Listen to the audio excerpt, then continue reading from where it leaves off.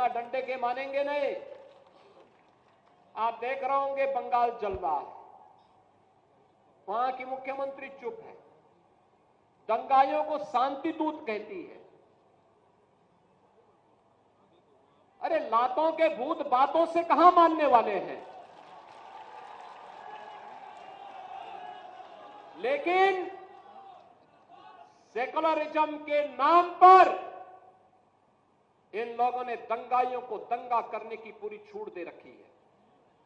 पूरा मुर्शिदाबाद पिछले एक सप्ताह से चल रहा है, सरकार मौन है।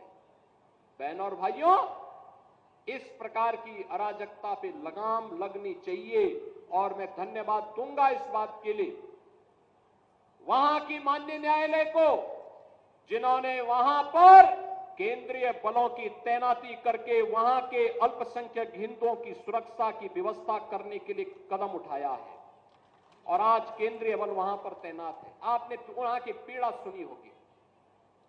सब लोग मौन है, कांग्रेस मौन है मुर्शिदाबाद के दंगों पर, कांग्रेस मौन है, समाजवादी पार्टी मौन है, टीएमसी मौन है।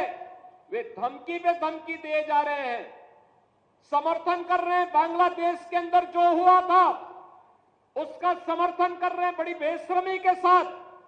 अगर उन्हें बांग्लादेश अच्छा लगता है तो उनको बांग्लादेश ही जाना चाहिए। क्यों भारत की धरती पर बोझा बने हुए हो? क्यों भारत की धरती पे बोझा बने हुए हो?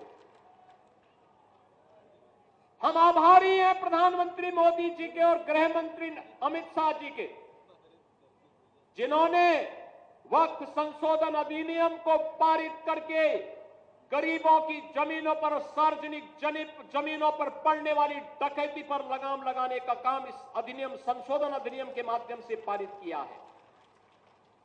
अब ये जमीन जो वापस आएगी, बहनों और भाइयों, इसमें हॉस्पिटल बनेंगे, इनमें गरीबों के लिए मकान बनेंगे, हाई राइज बिल्डिंग बनेगी,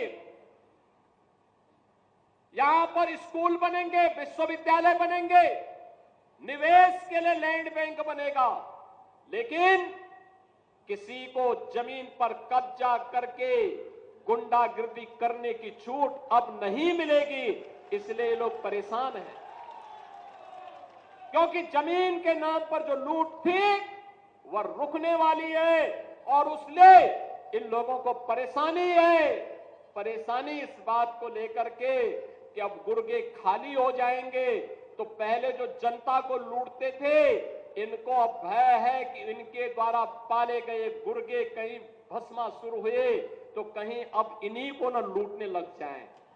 इनके द्वारा अकूत संपत्ति जो अर्जित की गई है उसी पर डकैती न डालने लग जाए, इसलिए उस भय के कारण ये वक्फ के नाम पर जनता को बेवकूफ बनाने का काम कर रहे हैं, जनता की आंखों में धूल झोंकने का काम कर रहे हैं, गुमराह करने का काम कर रहे हैं।